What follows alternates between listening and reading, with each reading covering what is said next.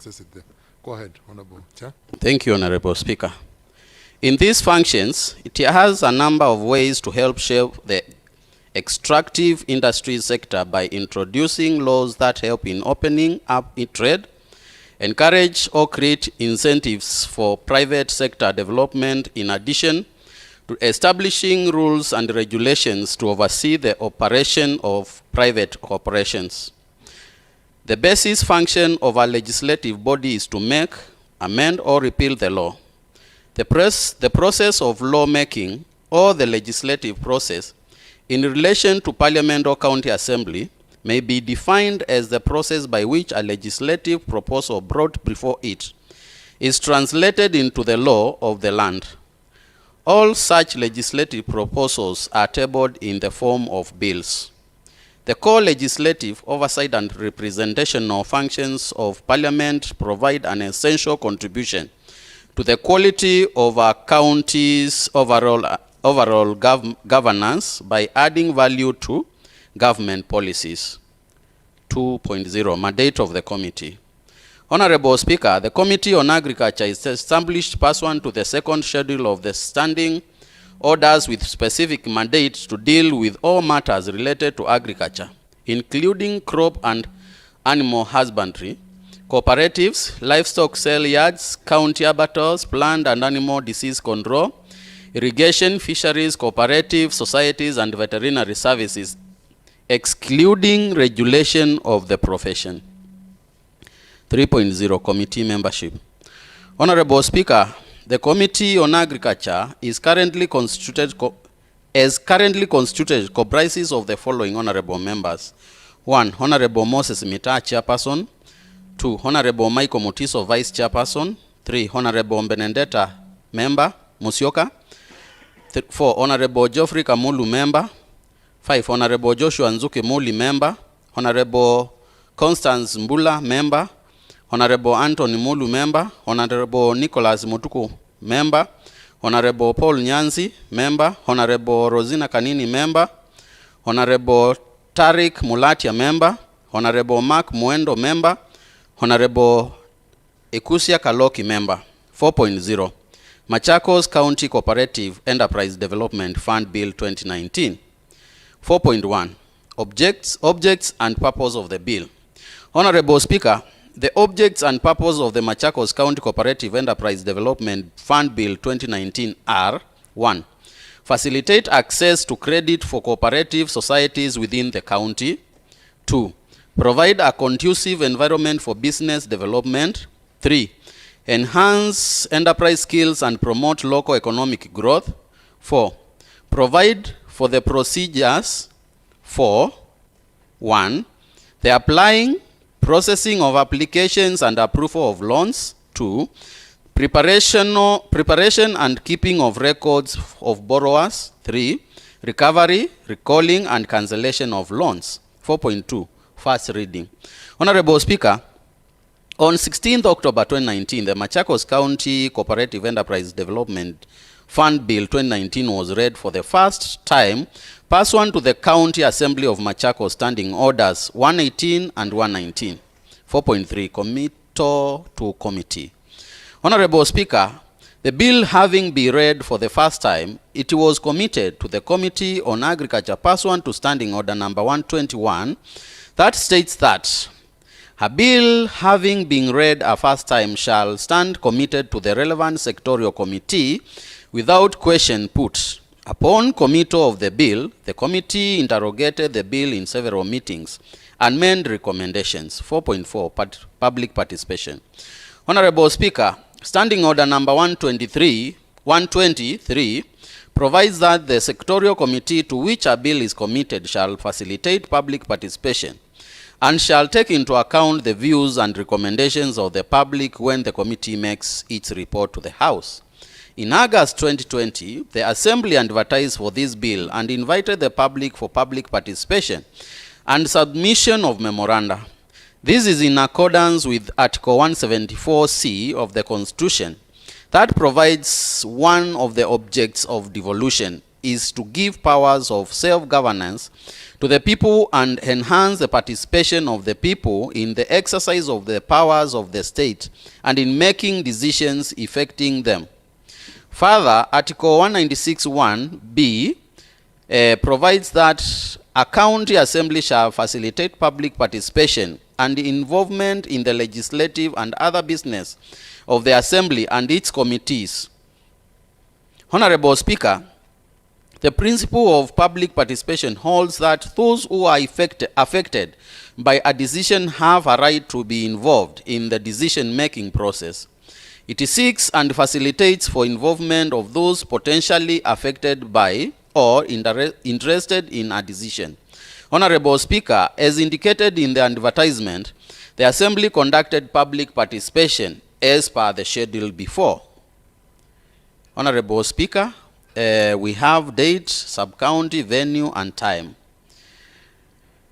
Date is 31st August 2020, and sub-county we did in all the sub-county of Machakos, that is Masinga, Yata, Kangundo, Mwala, Kadhiani, Mavoko, Machakos, Matungulu.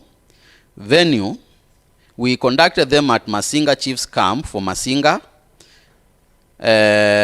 Matu outside MCS office for Yata, Kawedhei Ward Office Boardroom for Kangundo, Wamunyu Town Baptist Church for Mwala, AIC Kadhiani for Kadhiani, Juguini Chief's Camp for Mavoko, Machakos Social Hall Machakos, and Tala Sub-County Administrator's Office for Matungulu, and time was 10 a.m. for all the public participations. 5.0, Committee Observations from Public Participation. Honorable Speaker, as stated earlier, Standing Order number 123 provides that the Sectorial Committee to which a bill is committed shall facilitate public participation and shall take into account the views and recommendations of the public when the committee makes its report to the House. The following were views submitted by the public from the 8 sub-counties. We start with the Yata sub-county. 1. In clause 6, include a condition that any person with an history of misappropriation of resources for cooperative societies or another entity should not be appointed as a board member. 2. In part 3 of the bill, include a statement on the frequency of access of funds to members so that members do not have to wait for AGMs in order to help them address common family needs. 3. The bill should also include a clause to address common misfortunes like epidemics and low rainfall, which likely can cause members to default but not out of will. 4. In part 3, there was an error, Honorable Speaker. Yes. 4. In part 3, include a clause on details of the purpose of application of the loan. Include also a statement on monitoring on the usage of the funds applied for, so that the value for the money applied for is attained for the advantage of the members. 5. In clause 17, the minutes stated there should be authenticated by at least signatures and ID cards of at least 10% of members. This is because committee members have been known to forge minutes to access funds without the consent of other members. Kadhiani Sub-County. 1. On the initial capital and other sources of the fund, the public proposed that 1% of the total budget of every financial year be appropriated to the fund. 2. On the establishment of the board, the public proposed that the board should be competitively recruited. They further proposed that representatives of the youth and PWDs with focus on agricultural interests be considered in the composition. 3. On the procedure for appointment of the board members, the public proposed that the board members should hold office for a 3-year term and shall be eligible for reappointment based on performance. The locals were pleased with the bill and urged the county government to implement it so as to improve the county economy. Mwala Sub-County. The following were the submissions that: 1. Section 5.1 of the bill states that The initial capital of the fund shall consist of money appropriated by the county assembly for the first 5 successive financial years after the commencement of this act. The public propose that the bill should indicate the exact amount of the fund and propose 3% of the total county budget for each year. Section 22 of the bill provides for the interest rates which shall be prescribed by the board. The public proposed that the interest rate need to be captured in the bill and recommended it to be set at 5%. The public proposed for the deletion of the words "the governor" under section 14(2), which states that the governor or the county executive committee member may, upon the recommendation of the board, terminate the appointment of a chairperson or member of the board as the case may be. There should be a representation of the youth category in the board. Matungulu Sub-County. The following were the submissions that under interest rate. 1. Participants were for the view that the rate be made known to the general public.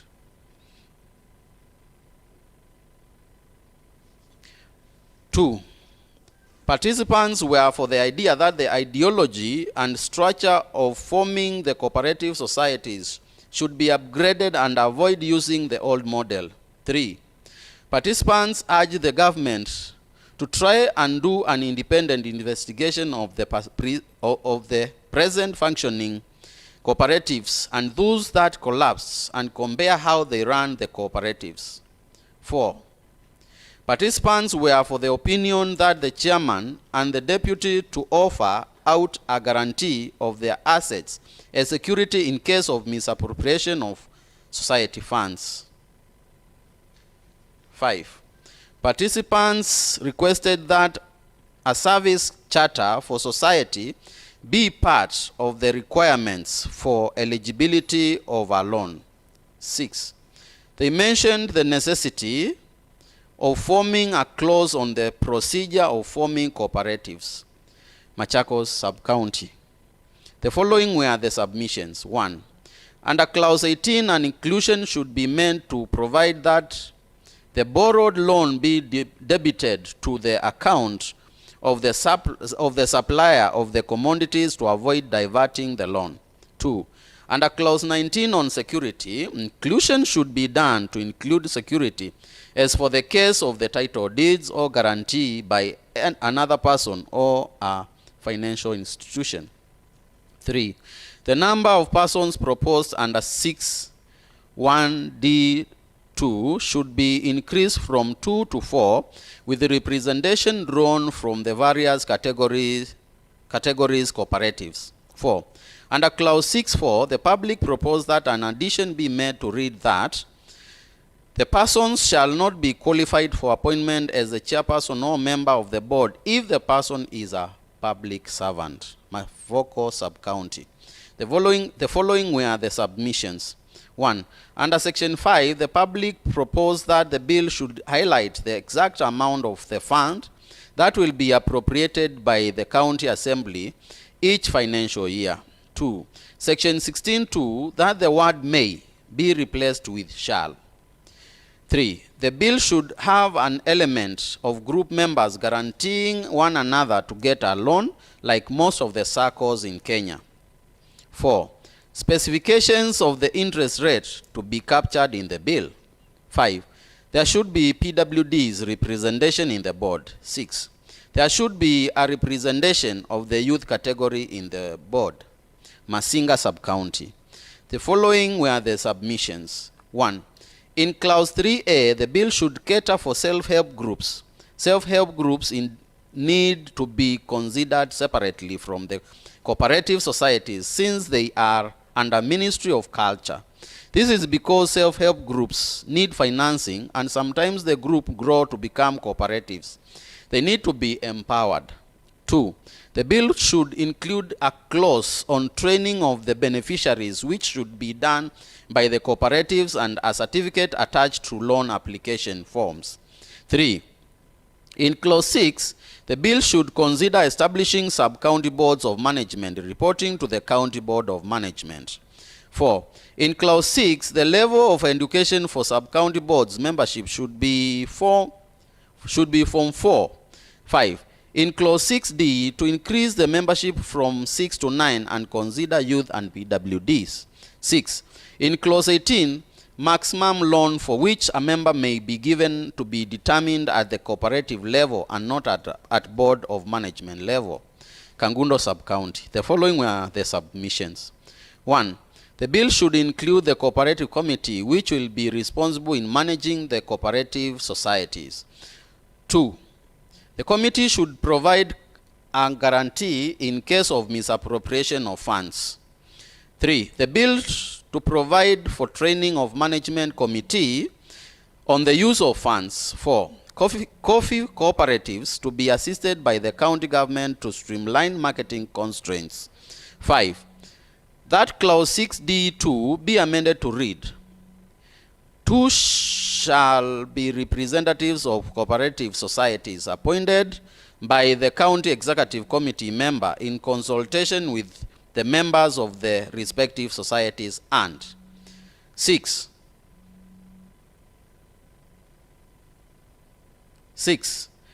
Clause 6D3 be amended to read: 1 person with experience and knowledge of cooperative matters appointed by the county executive, of whom 1 person should be a representative of a special interest group. 6.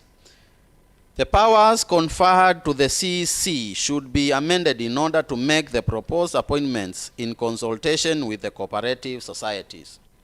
Clause 22 of the bill provides that interest rates. 7.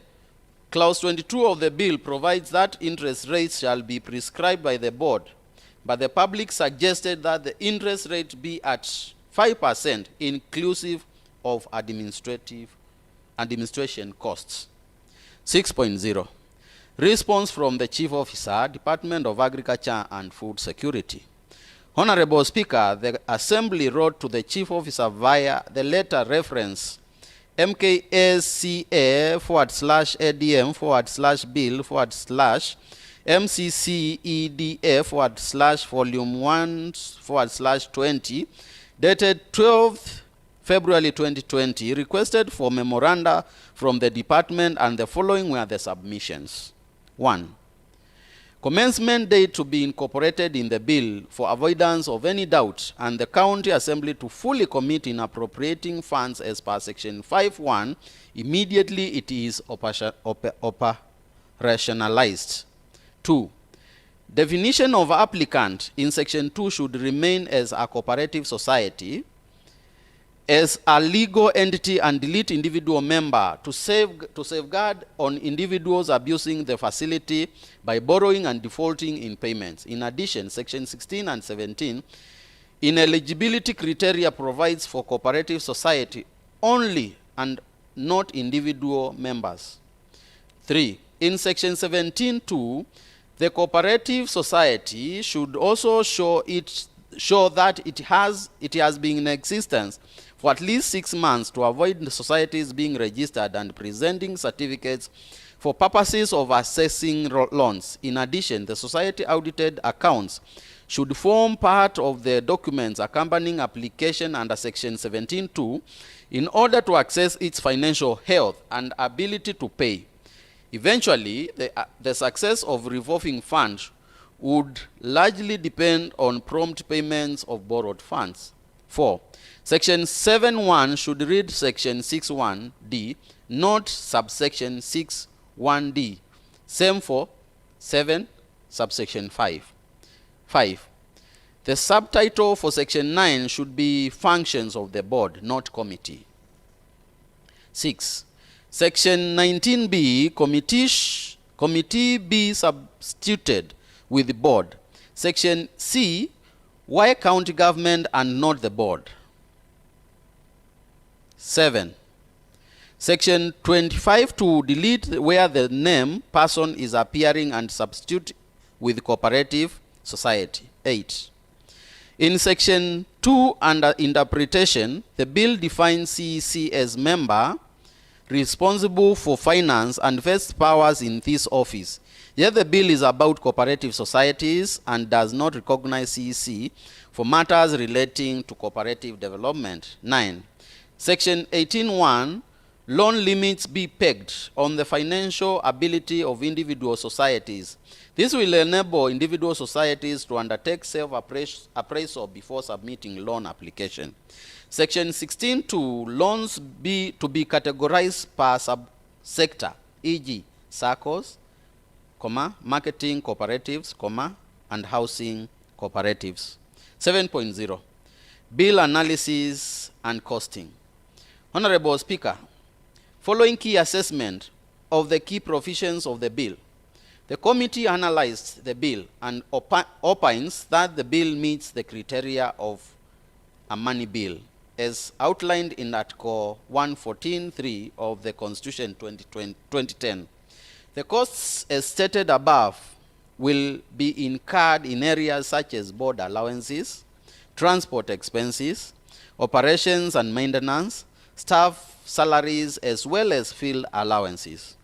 Honorable Speaker, with the consultation of the Chief Officer regarding costing for the 50 cooperative societies in Machakos County, applying for an average of Kenya shillings 4 million, and the other related costs at minimum level amounts as follows.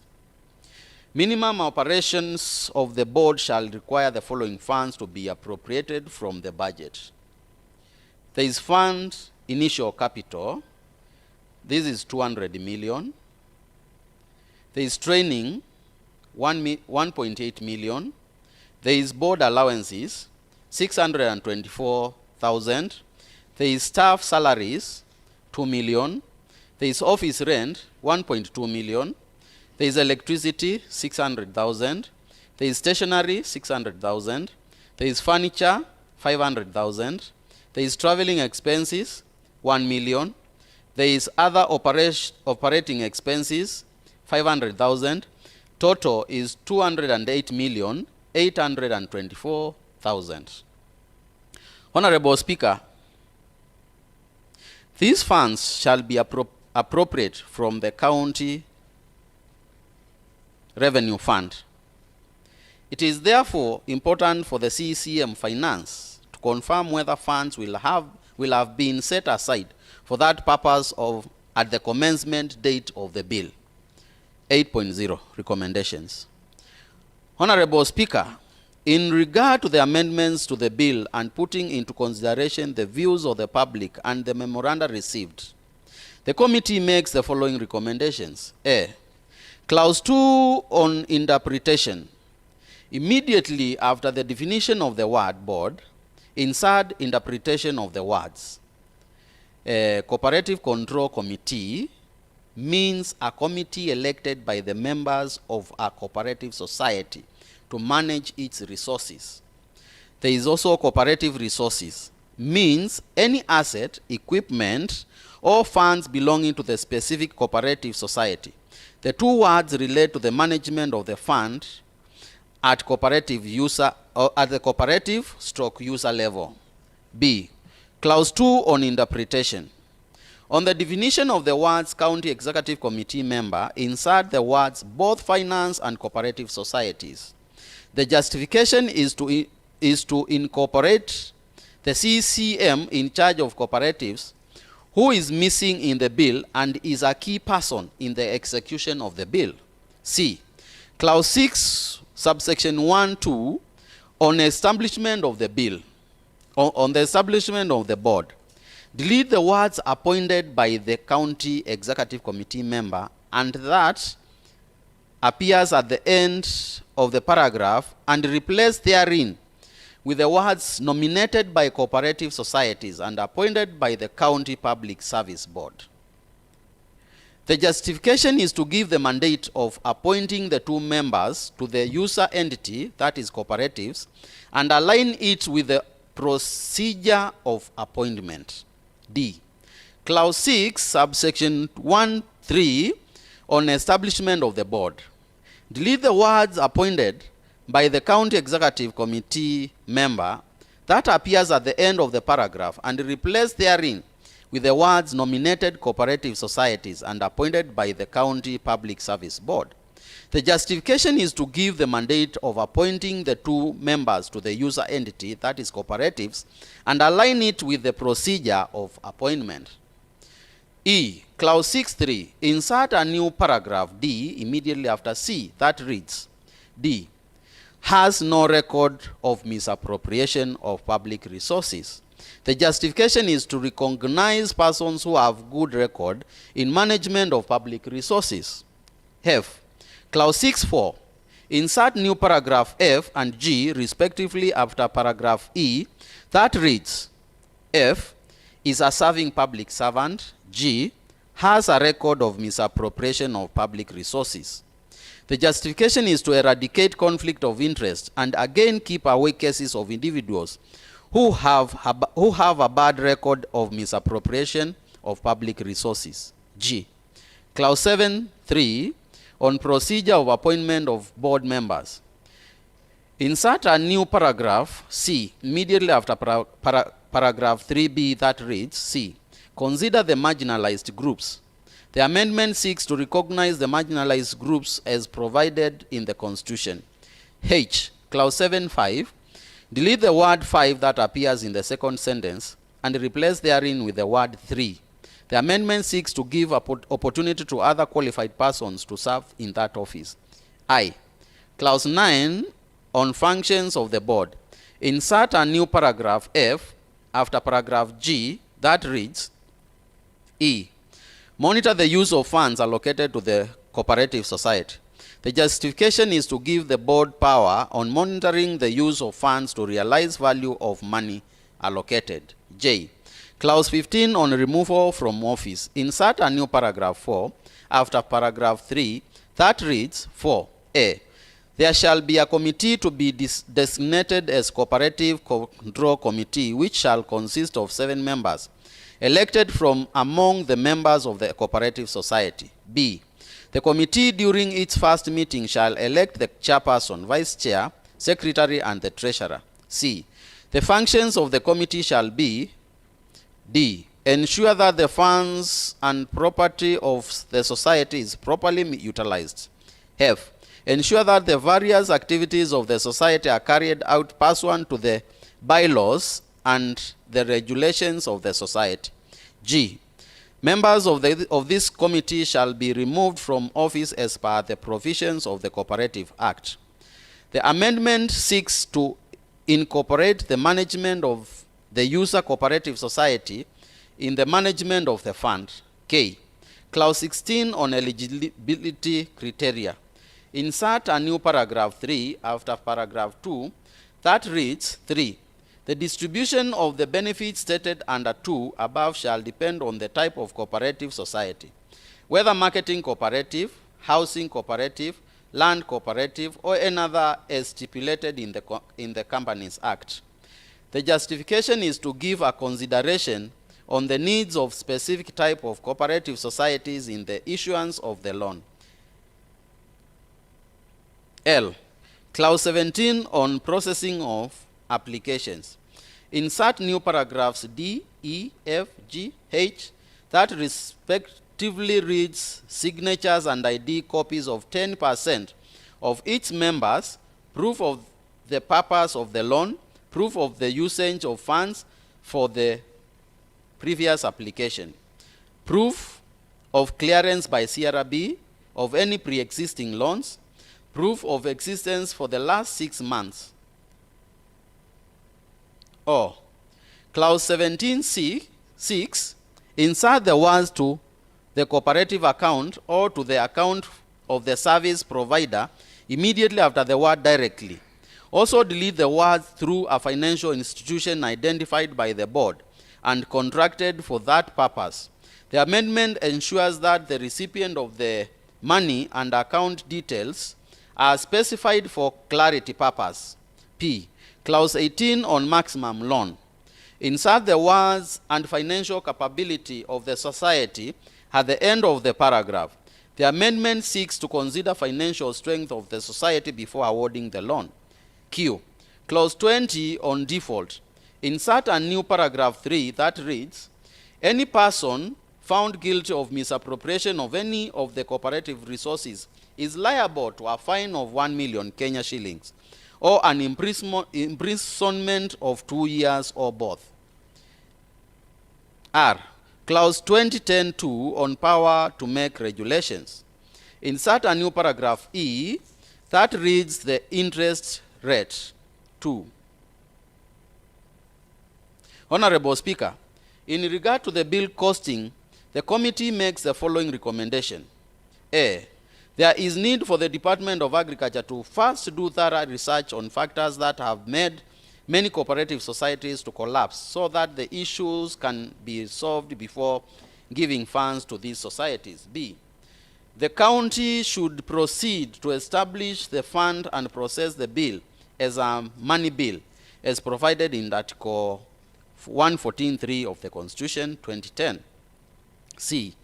The authority of setting up a fund is vested with the CCM Finance with the approval of the County Assembly in accordance with PFM Act Section 116, and therefore the procedure should be relooked at. D. At the commencement date, that is financial year, the CCM Finance should confirm whether such funds can be set aside to enable the Assembly to appropriate those funds in the financial year in question. E. The funds should be appropriated from the future budgets, but not the current budget for the fiscal year 2020-2021. F. The administrative cost should be adjusted to 5% for smooth operation of the fund. G. The county should make use of the existing labor force to minimize costs of operation. H. Appointment of the 4 board members should be subjected to vetting by the County Assembly as provided in Section 81A of the County Government Act 2012. I. At the beginning, the fund should have a lean secretariat of 2 staff members. 9.0. Conclusion. Honorable Speaker, cooperative societies have always been sensitized to modernize their business operations through ICT uptake. The slow uptake of ICT is due to costs which has had financial implications to the societies. The enactment of the Machakos Cooperative Enterprise Development Fund Bill 2019 and the provision of budgetary allocation as seed capital will go a long way to assist societies access affordable credit and use part of these funds to upscale digitization of their operations. Honorable Speaker, it is now my privilege and pleasure to table before this Honorable House the report of the Committee of Agriculture on the Machakos County Enterprise and Development Fund Bill 2019 for discussion and adoption. Thank you, Honorable Speaker. The report was prepared by Luke Maingi, Clerk Assistance. Thank you, Mr. Speaker. Thank you very much, Honorable Moses Mita, Chairman, Agriculture Committee, for that report we have read. Honorable members, I propose the question that the Machakos County Agricultural Enterprise Fund Bill 2019, Machakos County Bills number 5 of 2019, be now read a second time. I would like to invite honorable members to discuss on this bill now. Honorable Frederick Modhoka. Thank you, Mr. Speaker. I'm Fred Modhoka, Mitaboni Ward. This is the best bill we can have in Machakos County. And let me congratulate the chairman for this bill. Because, you know, Kenya in 70s, 80s, we used to do very well through these cooperatives, SACCOs, and they were run down. As a county, it's very important for us now to pursue this and help our youth. We have SACCOs even for border, cooperatives for coffee, cooperatives for avocado, cooperatives for even livestock, and we will go far. So it's the best bill we can pass in this assembly. Thank you, Mr. Speaker. Thank you, Honorable Mark Mwendo. Thank you, Honorable Speaker. Honorable Speaker, this is one of the best bills which has come to this House. When you look at the bill generally, Honorable Speaker, it is going to enhance business. The county governments can support our people in the village areas. It is through the cooperative society. Let me say, Honorable Speaker, the cooperative societies, actually they are the backbones of our economy in this country. Coffee cooperative societies, tea cooperative societies, and enhance these kind of funds to go to the right people. And the same bill, Honorable Speaker, is going to bring our people together. That is, there will be a lot of togetherness because of cooperative societies, the way we know they normally operate. Honorable Speaker, when I look at the bill, I think this is a bill which, Honorable Speaker, should also encourage other business communities and our youth who are doing businesses in quarries, who are doing businesses in material distribution, like ballast and the sand. And when they form those societies, they will be able to get these funds through the societies. Honorable Speaker, we know it has been difficulty to manage the cooperative societies. And this was because those days, people had interests and also politics were also involved in these cooperative societies. And let me say, Honorable Speaker, it is only through the cooperative societies where we have seen our people acquire land. You can look now, you can see now the prime areas like Katani, that was a cooperative society. When you look at Katelembo, cooperative society. When you look at Kamulu, those are the cooperative societies, which now we are happy and saying our forefathers had foresight, because the land where we have already settled, and which is now so prime, it was bought through the cooperative societies. So, Honorable Speaker, this is to mean that if they used to have those vision, those days, nowadays we have digital. We are in a digital era whereby we can run these cooperative societies very well. Honorable Speaker, don't forget that these cooperative societies are the ones which actually now, whereby today we talk about even some of them, they are the ones which are manning even our farms. That's the coffee farms and the tea farms. And we used also to have cotton cooperative society, which died. But I think still our climate favors the growth of cotton. When this bill goes through, Honorable Speaker, and if the county government Machakos will put funds according to the cooperative societies and the togetherness of the community will be enhanced. So, Honorable Speaker, I support the bill. And what I would like to recommend is let us fast track this bill to be actually completed on time. Thank you, Honorable Speaker. Thank you. Honorable Alex Kamito. Thank you very much, Honorable Speaker. I'm Alex Kamito, MC at Allowed and leader of minority in this House. Honorable Speaker, in fact, I would recommend and appreciate the Committee for Agriculture and Cooperative for a well-done job in regard to now the fund bill that has been brought into this House. Honorable Speaker, taking in consideration, historically, you understand that most of these societies at the beginning of it, they were doing a very good job. But come years later, we've been having cases of mismanagement.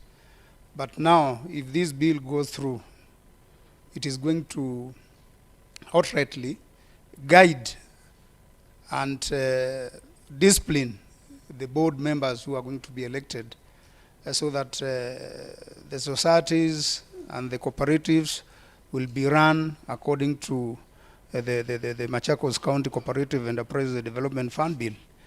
And in regard to that, in addition to that, Honorable Speaker, Most of our forefathers, what majority leaders said, were the beginners, and they were the people who bought these, the cooperative in regard to coffee, cotton, name them. But the problem came in when members who were elected by the cooperative members became a problem because of mismanagement. But through the guidelines of this cooperative development fund bill, through the guidelines, I can see, we can foresee a well-managed fund that will drive members and the society members into an economical sort of an enterprise, Honorable Speaker. So I stand to support that we pass this development bill so that it is going to benefit people of Machakos County. Thank you, Honorable Speaker. Thank you. Honorable Judas now. Thank you, Mr. Speaker, sir. I'm Judas Ndao, representing the great people of Matu. Mr. Speaker, I want to also support the report which has been tabled by this committee and the most able chairperson of Agriculture Committee. Mr. Speaker, I think this is the way to go. The proposals in this bill will make sure that our cooperative societies remain in business.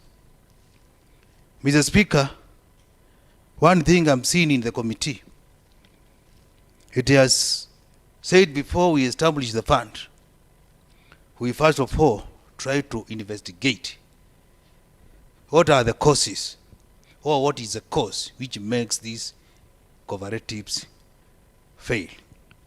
Mr. Speaker, it is just common sense. If you happen to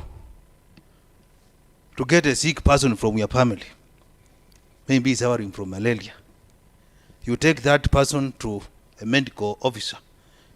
The person gets treated, he or she gets well, you take him or her home. After maybe 3 days, the disease reoccurs. You take again to the hospital. He or she is treated. It's okay again, you take him or her home.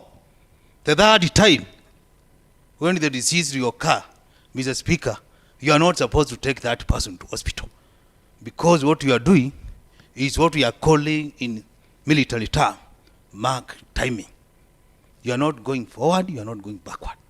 So, Mr. Speaker, the best thing to do is to find out what brings this sickness and address that problem. Mr. Speaker, the issue of cooperative societies, because we all come from Machakos, as we talk, Mr. Speaker, we normally travel to other counties, and some of the cooperative societies in other counties are doing better than ourselves. So, Mr. Speaker, the question we are asking ourselves, why is it that other cooperative societies in other regions are surviving and ours are not surviving? Mr. Speaker,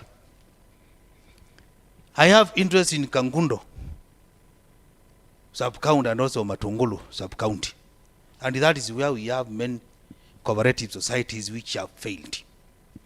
Mr. Speaker, we end Mukamuku, Janzave Mukamuku, which was owned by our parents.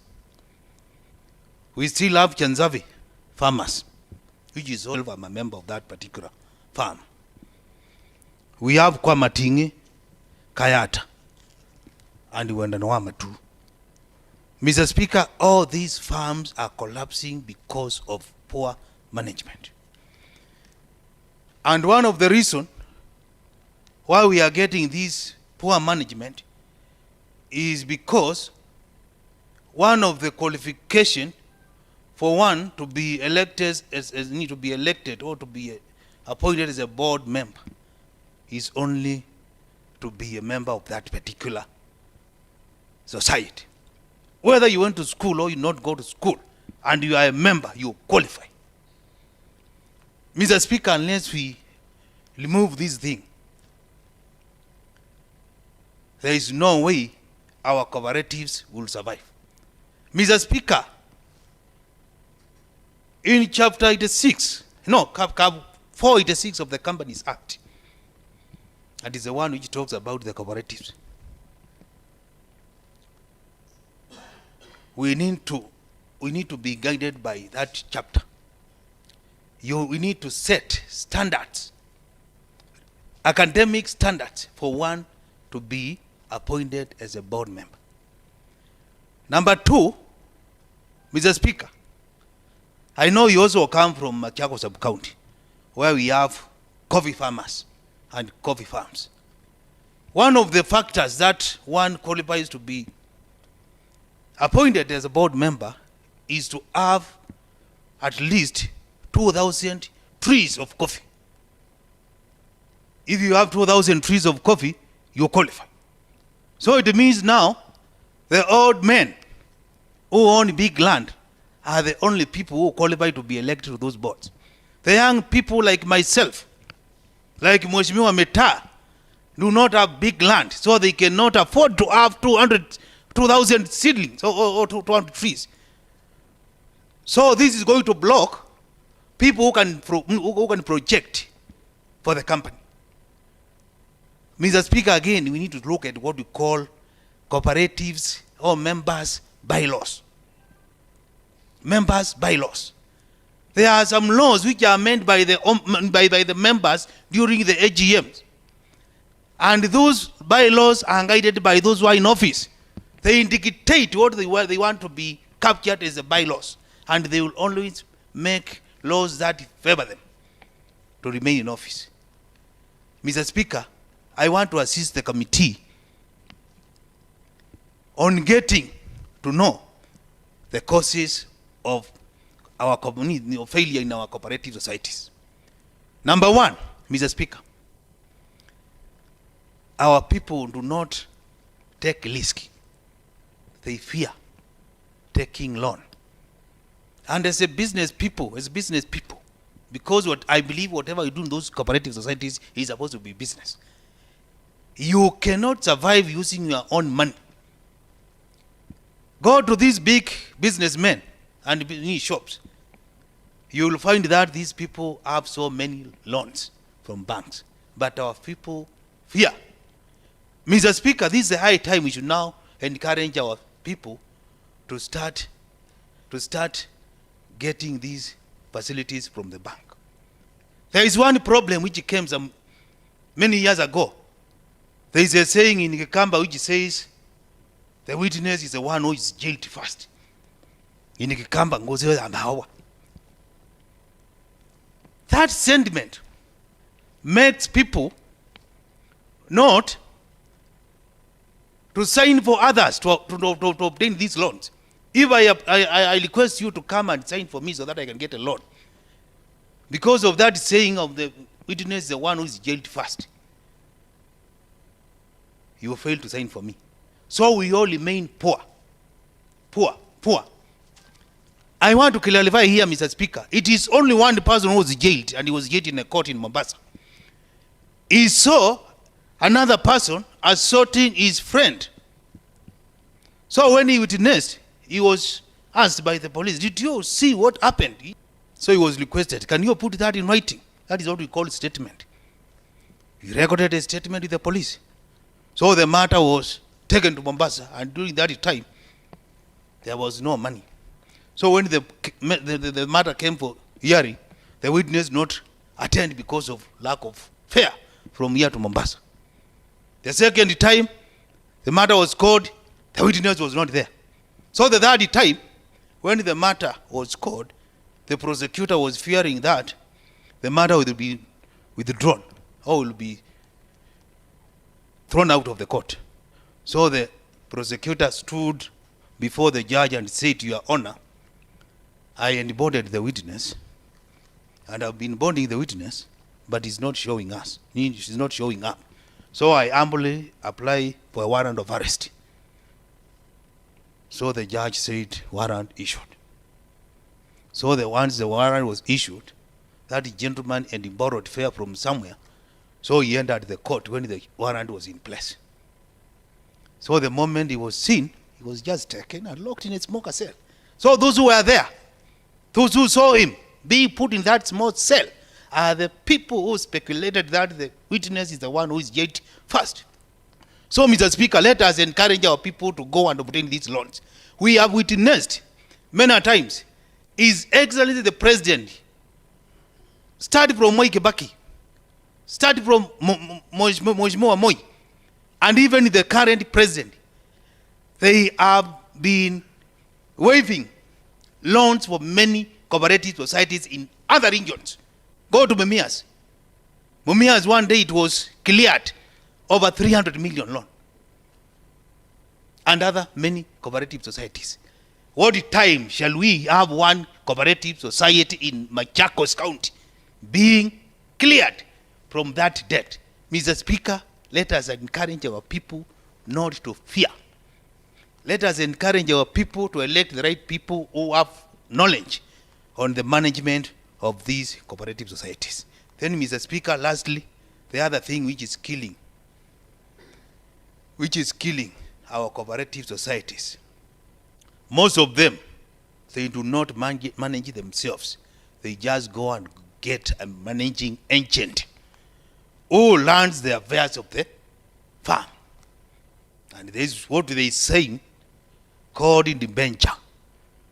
Debenture is where you allow somebody to use his own resources to manage your business, then recover whatever he has used plus interest from the proceeds of the business.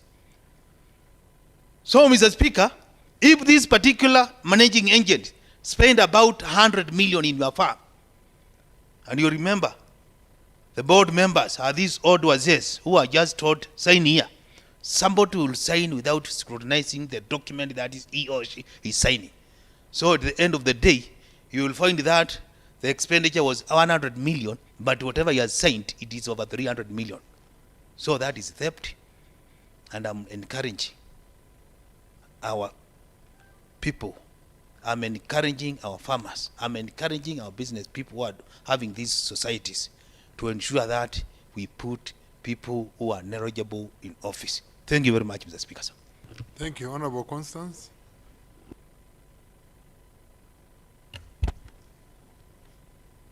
Thank you, Honorable Speaker. I am Constance Mbulanzioki, Special Elect by Maendeleo Chap. Yes, Honorable Speaker, we have gone. I belong to that Committee of Agriculture, and I want to say we have traveled, we have looked around, we have seen, and we came up with this report, which I can say is the best since we started this agriculture things to do. Mr. Speaker, most has been said, but I want to say, all said and done, this is the reality now. We have to wake up as a county, in fact, as the country, because these cooperatives are there. They're in everywhere, and somehow, when they started coming down, they came down one after the other. Mr. Speaker, you have heard almost everybody saying cooperatives have gone down, cooperatives have become weak because of poor management, because of lack of learning. But I want to say, even with that lack of learning, during my time, rather, when I was born and I was going to school, my father used cooperatives money to pay for my school fees, and we didn't have people with the degrees that time. People used to use their own initiatives to know how to go about things, and that is how cooperative helped people to do a lot of things. It is now time to come up to the truth that we need these cooperatives to come back to assist our people, getting loans. However, I hear somebody say we must get loans because our community fears. It is good to understand wherever, whoever, however you get a loan, remember that money has to be paid. So we cannot wake up one day and say, because we have a cooperative, we are getting loans to buy vehicles, we are getting loans to take to our children abroad.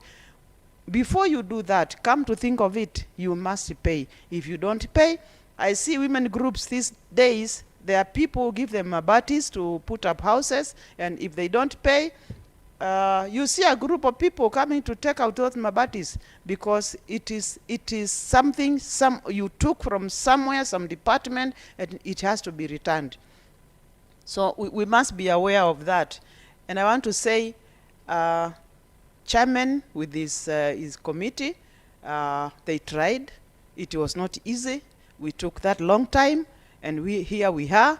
I want to ask this House, Honorable House, to pass this motion so that this can go clear, and we start getting those loans with the knowledge that we must pay. It is not for free. Thank you, Honorable Speaker. Thank you, Honorable Cosmas Keti.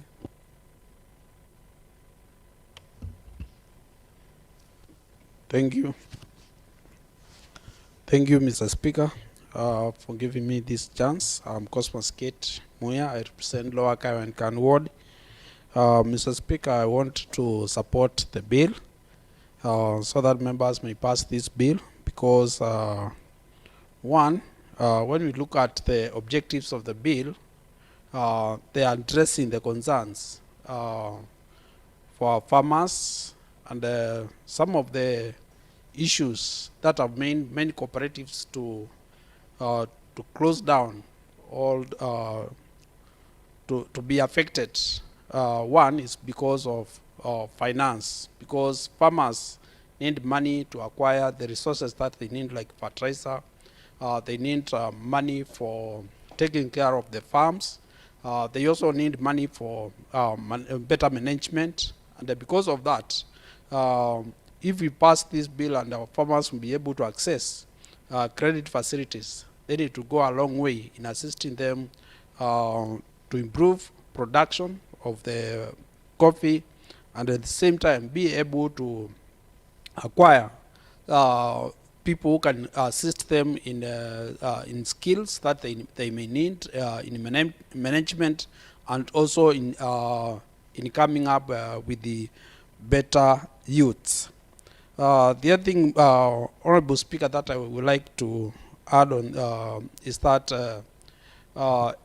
as we go a long way in passing the bill, it will be very important that the farmers be trained and be made aware about the importance of the loans. Just as Mheshimiwa Dawas, Honorable Dawas just cited, many people fear credit facility, but when farmers are well trained and taken through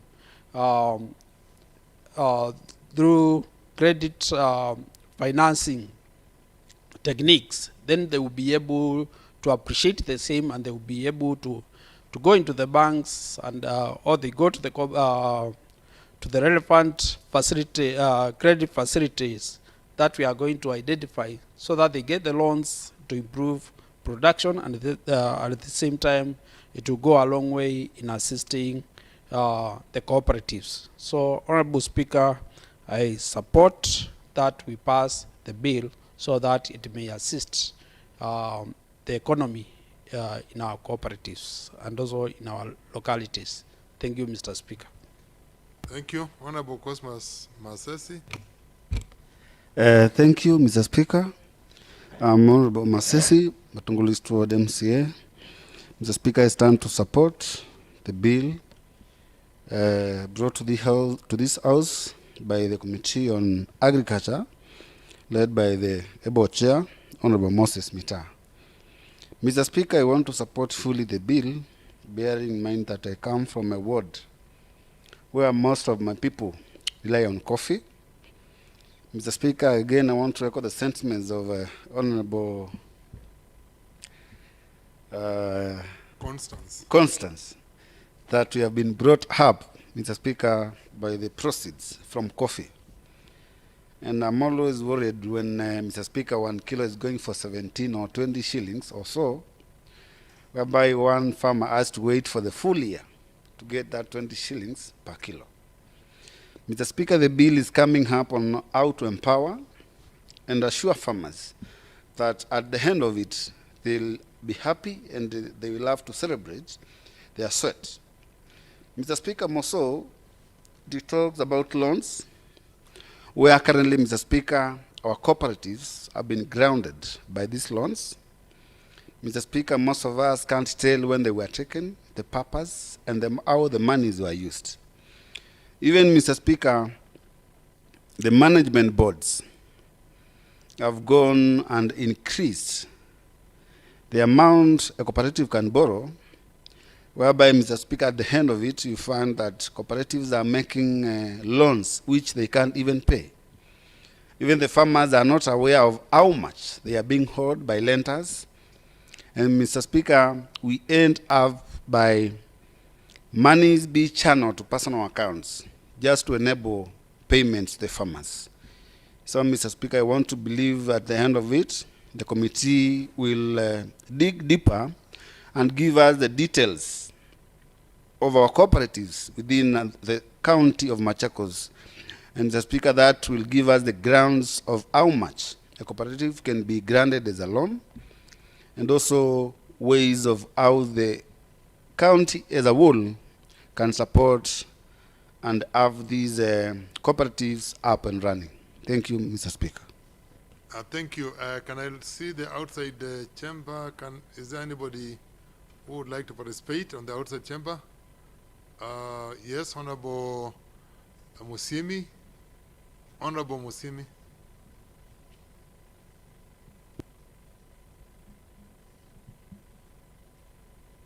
Okay, thank you, Mr. Chair.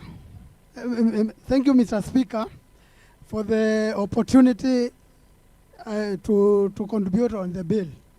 Mr. Speaker, I stand to support the report on the Committee of Agriculture, remembering in mind that I was the sponsor of the bill which I brought in the House, and the bill went through the leave process, and now the committee has brought the report back. So, Mr. Speaker, I stand to support the report and say that my idea was to support the cooperatives because, as many of the members had said, we were brought by the products from cooperatives. Mostly people like me being brought from Kangundo, which is a coffee growing zone. Mr. Speaker, we benefited a lot from cooperatives, and that's why we are able to be the way we are today. Mr. Speaker, the bill talks of cooperatives being agricultural or another cooperative of either trade of any kind of business. So, Mr. Speaker, I request the executive to move with the speed to implement this bill, because I can see the members have a good idea to support the bill as I brought it in the House. And so, Mr. Speaker, the duty now, it lies on the shoulders of the executive to see that they implement so that the members of cooperatives may benefit. And it is my request, my humble request, that to the executive through governor to actually request them to move with the speed so that it may be implemented. Otherwise, Mr. Speaker, the idea was to support the members of cooperatives of any kind, and we'll make our economy in the count and in the, let's say, in our count to grow, and the life standards of people will improve. Thank you, Mr. Speaker. Thank you. May the mover of the motion respond, please? Thank you, Honorable Speaker, and I want to take this opportunity to thank my colleagues for the great input they have put towards the enactment or else the passage of this bill. Honorable Speaker, as the sponsor of the bill has stated, every member in this honorable house is a product of a cooperative society somewhere, either agricultural or related to land or related to, we have the sides of Wamunyu, those sides, they have cooperatives to do with the carvings. There is also cooperatives to do with the livestock. And Honorable Speaker, this bill cuts across all the departments. It's not specific.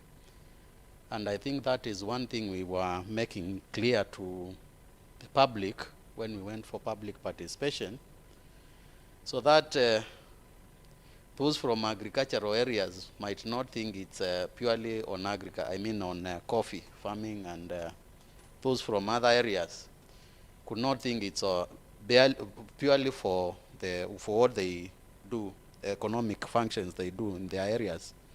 So, Honorable Speaker, our county government is able to create a revolving fund which can enable these societies to be up and running. It is also calling for streamlining of the management, and as Mheshimiwa Ndawa stated, that has been the hindrance in the success of cooperative societies, Honorable Speaker. It's looking at that. Honorable Speaker, in the Department of Agriculture, and as to be specific, coffee, we are doing auditing and of all cooperative societies. They are supposed to fill some forms indicating their current status, both in liabilities and assets, so that, Honorable Speaker, we might be able to see the viability of resuscitating some and others which maybe are beyond control, seeing on now we can bring back them to life, Honorable Speaker, and through this bill, which will provide funds, and funds which are not interest-free, because the main purpose is for the county government of Machakos to empower the residents so that the economy can grow, Honorable Speaker. So I thank honorable members, and I wish to request them, Honorable Speaker, to ensure the bill is passed. And again, as the sponsor of the bill has stated, we call upon the executive side, once the bill is passed by this honorable house, we again work together, both as assembly and the executive, to see its full implementation, Honorable Speaker, so that soon as possible, our people can enjoy the sweat of this house. Thank you, Honorable Speaker. Thank you very much, Honorable Moses. I now put the question that the Machakos County Agricultural Enterprise Funds Bill 2019, Machakos County Bill number 5 of 2019, be read the short title. First of all, I now put the question that the Machakos County Agricultural Enterprise Funds Bill 2019, Machakos County Bill number 5 of 2019, be read a second time. In as many as are that opinion, say ayes. Ayes. In as many as are that opinion, say ayes on the outside chamber. Ayes. In as many as of the contrary opinion, say nay. The ayes have it. I now request the clerk to read the short title.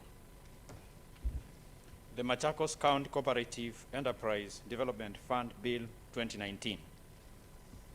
Thank you, honorable members. This bill has now been read a second time, and it is now going to be committed to the committee of the whole house, which is going to look at the bill and the amendments as they have been proposed in the report by the committee, And this report, once the Committee of the Whole House finishes with it, it will now become a passed bill by the House. And this shall be done at a later time. I therefore request the House Business Committee will be able to ballot when the Committee of the Whole House will sit down and be able to finalize on this bill to facilitate the third reading of the bill. Honorable members, just one or two things I would like to point out now that we have finalized with this.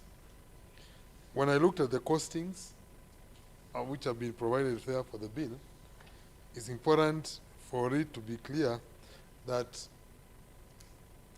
first and foremost, the principal amount of 200,000 is a once-off. It's an initial once-off amount which will be paid there. It is not going to be every year 200 million.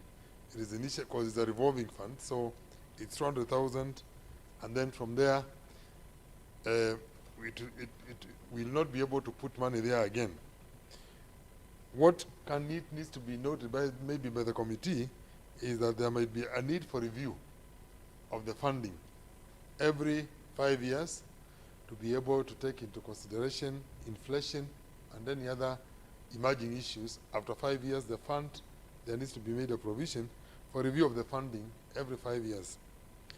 Also, there is need to look at the operating or recurrent expenditure for management of the fund, and it be included as a recurrent expenditure amount in every year's budget, so that the interest paid by the various cooperative societies comes in as revenue.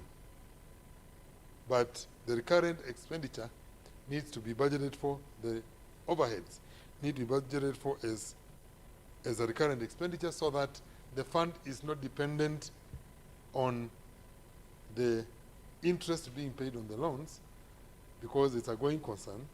Therefore, the interest becomes revenue, and the operating costs are put in every year's budget. They are budgeted for as operating costs in the budget, so that now we can be able to be looking at what the revenue is and what the overheads are, and see whether we are breaking even in as far as the management of this fund is concerned. As most members have noted, yeah, we have all been brought up by cooperative money. Personally, I went to school through coffee factory cooperative money. That is what used to pay my fees throughout my secondary school, and therefore it is only important that we revive these very important aspects of our society, so that they are functioning well and they can be able to provide the kind of economic support which we saw them providing in the 70s and early 80s, when our economies were in this area were doing very well as a result of cooperative movement. The House is adjourned to Tuesday, the 10th day of November 2020, to resume at 2:30 p.m. Thank you, honorable members. Enjoy your lunch.